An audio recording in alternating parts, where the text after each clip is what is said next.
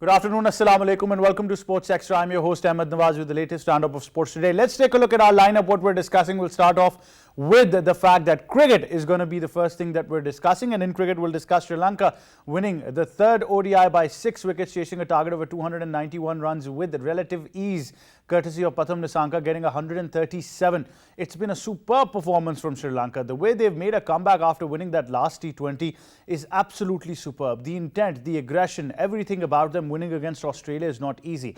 5-match one-day international series. They're up 2-1 with 2 matches to go. They've got every chance to win the series, and it's been a historic thrashing. Of course, we will be looking at all the positives for Sri Lanka and some things where we feel Australia is probably lacking. So let's see how things go. After that, we'll be discussing Test cricket, junior title with ease. Pakistan have won this title after 4 years. Credit, of course, goes to his coaches.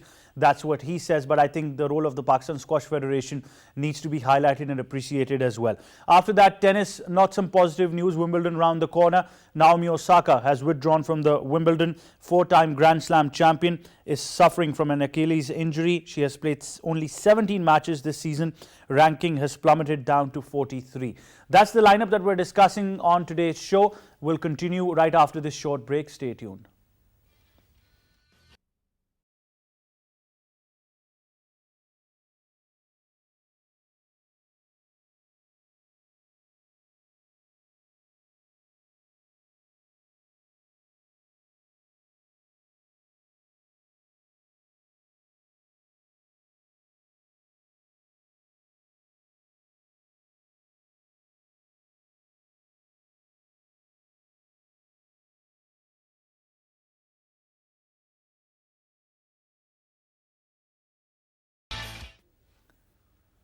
Welcome back. Time now to introduce our guests. First of all, in studios, we've been joined by cricket commentator and our cricket expert, K. Asif Ahmed. Assalamu alaikum, Asif. How are you? Walaikum assalam. I'm good, thank you. Great to have you on the show. We've also been joined by cricket expert Hassan Hussain Qureshi. Assalamu alaikum, Hassan. How are you? Assalamu alaikum, Ahmed. Assalamu alaikum, Asif bhai. Hope everyone's well. Great to have you as well. Right, of course, starting off with the fact that Sri Lanka has been an absolute treat to watch. And we always talk about that it's the intent that counts. And my first question, Asif, to you would be, what does Mickey Arthur do that players immediately become an aggressive mindset? First of all, I would like to share with our viewers that right before the series, Ahmed was pretty much hopeful and enthusiastic about Sri Lankan team. I was criticizing and I was taking easy. So Ahmed, credit goes to you and your best analysis. Thank First. you. The second thing, your question. If you see the start from the match. That Asif, I'll just interrupt you. I've been told we just want to go towards a break, but we'll be right.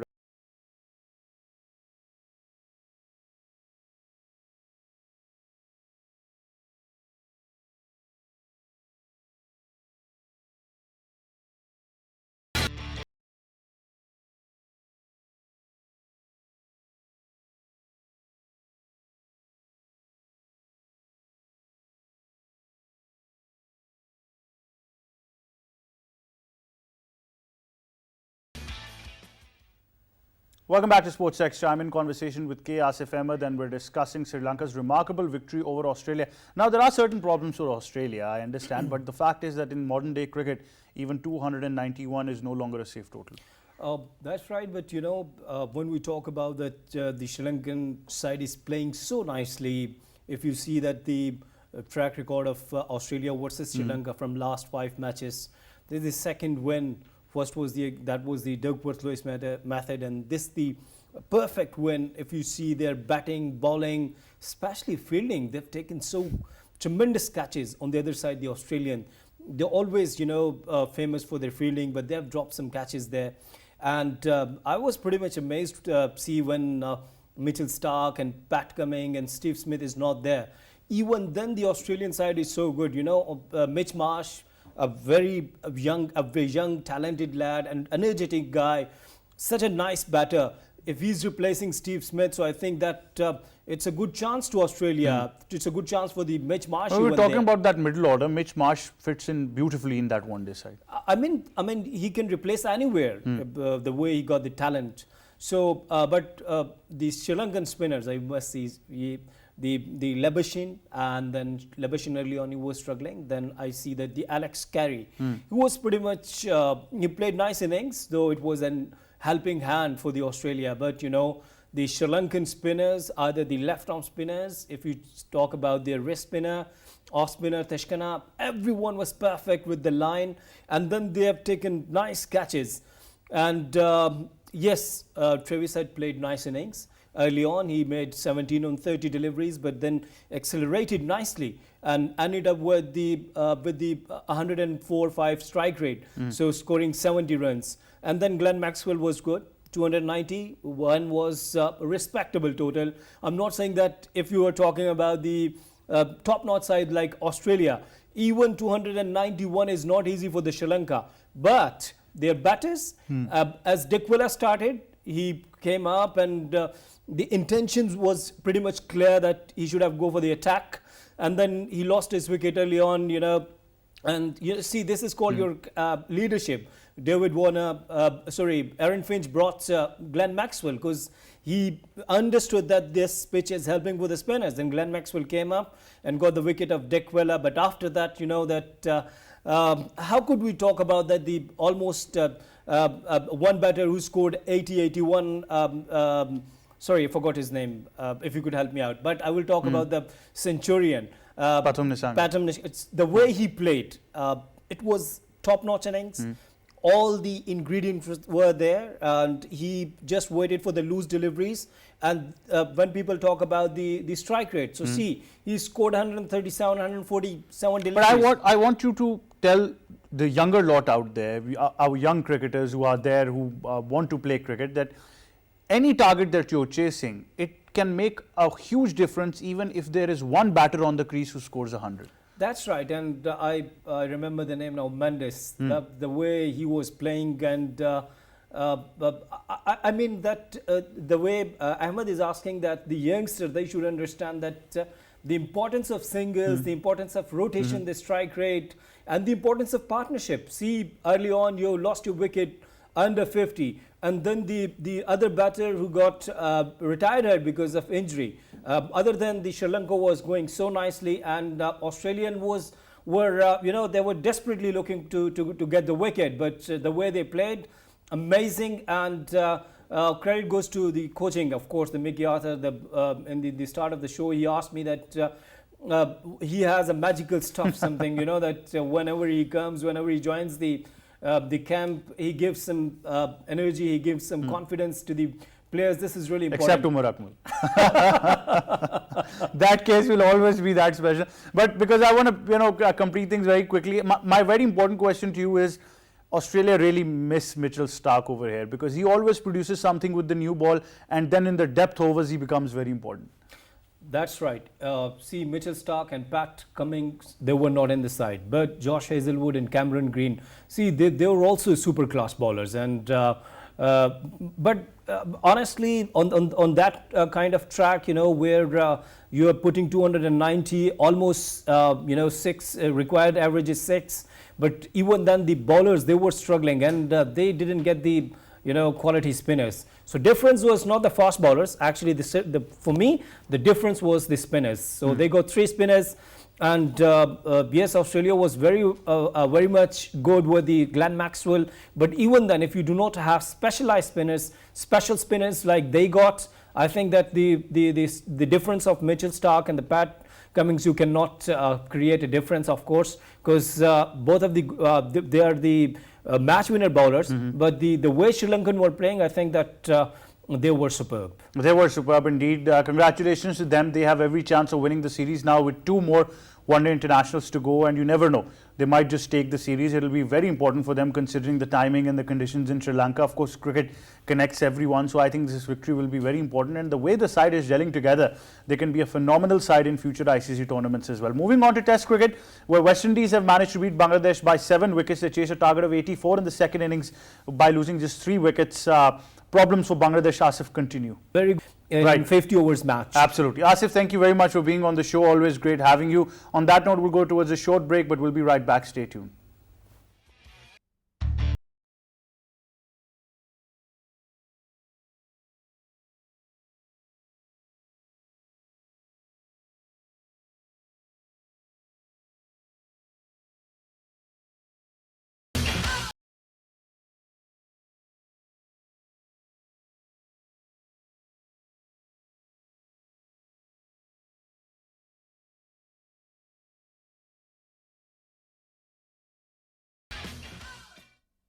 Welcome back to Sports Extra. Time now to discuss something very, very important. Pakistan has won big when it comes to squash.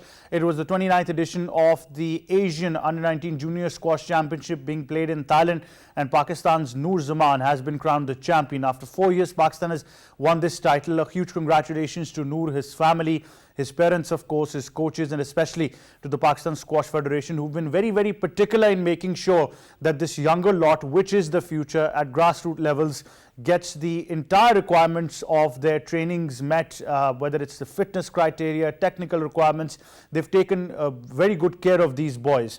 And now we're seeing these dividends and these results coming up as well. We'll be talking more on this. We're very honored to be joined by the Senior Vice President of the Pakistan Squash Federation, Air Marshal Amir Masood. Assalamu alaikum, sir. Welcome to Sports Extra. Wa alaikum assalam. Lucas, how are you? I'm very well, sir. Thank you so much for taking out time. First of all, congratulations to you and the Pakistan Squash Federation.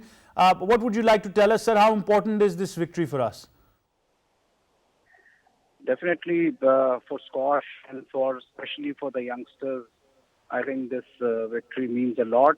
Lot of confidence building for all these young lots which have, had a lot of starvation as far as medals and victories are concerned in last couple of years. I think this will give a lot of confidence, a lot of boost, a lot of motivation to all the young players. Alhamdulillah, the pool of this young players is increasing with the efforts of Pakistan Squash Federation and the vision of Chief of Air Staff also. We were really involved this time as far as their training, their fitness, their discipline, and their continuous presence at the academies is concerned. And Alhamdulillah, because of that, there had been dividends, but I'm sure there's a long way to go. But this under-19 victory means a lot because that is the last stage of junior, and this gentleman has to transition into now the seniors, inshallah, within a couple of years. But he still has an year or so to stay in this under-19 stage. Alhamdulillah, Ahmed, I am really proud. I am happy for Pakistan, happy for Squash Federation, and happy for Noor Zaman and all the youngsters that this has been a great victory for us. So you've been very particular yourself about this younger lot. Whenever I've had the chance to talk to you regarding the structure and the efforts of the Pakistan Squash Federation, you've always highlighted, because we understand the youth is the future. Very particular about the discipline, very particular about the training, and therefore we need people to understand that the standards that have been given to this younger lot are certainly those which meet those high-end requirements. Exactly. Well, Ahmed, I have been very particular because that was one of my analysis, my judgment after being in this position for an year or so. But by no means that means that we have, downgraded, or we have not as cognizant and as particular about the senior lot, whom we are giving a lot of exposure, a lot of, tournaments. But unfortunately, some of the other, I would accept, our own mistake also, but more so of the individuals, because this is very much an individual game, that they have not been able to train themselves. They have not been able to be physically fit as much as it is required to be, world champions or be in the first 10. As the game has, migrated towards being very, very technical, and there are a lot of scientific and technical methods of improving this game. But the key is the physical fitness. So that has not been, the forte of our senior players, and they haven't improved that much. But I am hopeful that a couple of guys are still working in the senior lot as well, and we will, inshallah, hear a good news in the coming Asian seniors also, and the team events also, and subsequently in the world, this junior as well as senior at UK. But yes, as far as the juniors are concerned, they are our hope. And we have done a lot of campaigning at a mass level in all the cities with all the provincial organizations, including, Karachi, Lahore, and Peshawar especially, and also in Quetta. And we have gone for camps even at Abbottabad, more so for the hunt for the talent as far as the juniors are concerned. We have engaged many schools and colleges so that, under 13, under 17, under 15, and under 19 players, we can have a bigger pool of that.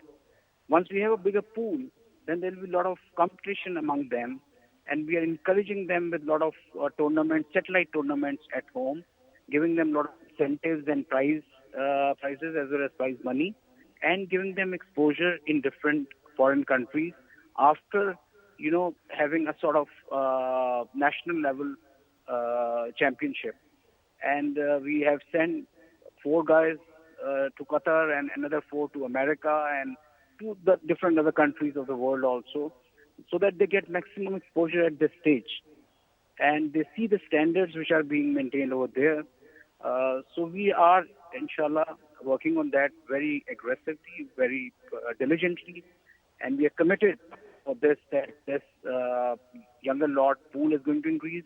And they are going to, inshallah, transition towards the senior side in a very seamless, very professional manner. And we will provide them, inshallah, the opportunities to do so in the coming Inshallah, years. sir, that is the hope. Once again, sir, congratulations to you and the Pakistan Squash Federation. Thank you very much for joining us.